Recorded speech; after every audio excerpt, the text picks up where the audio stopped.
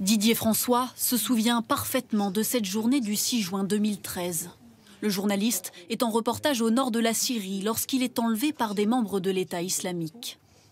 Une voiture et une camionnette nous barrent la route, 4 hommes armés en ressortent, nous enlèvent lunettes, ceintures, chaussures, nous menottent, nous mettent des bandeaux sur le visage et nous emmènent. Il est emprisonné avec une vingtaine d'autres otages occidentaux. Semaine après semaine, sa détention est rythmée par les privations et les sévices violents.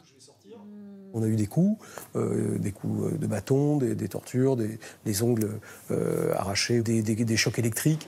Après 10 mois de captivité, Didier François est libéré avec 3 autres journalistes français en avril 2014.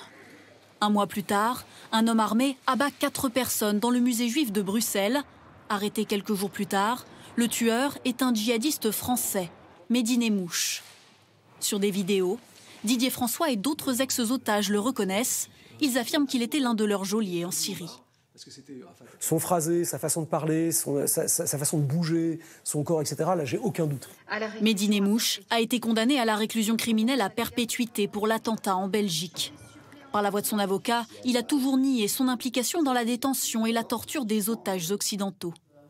Mehdi Nemmouche admettra totalement avoir été en Syrie en 2013. Il était en réalité au combat. Il était dans les sables du désert, dans des unités de combat.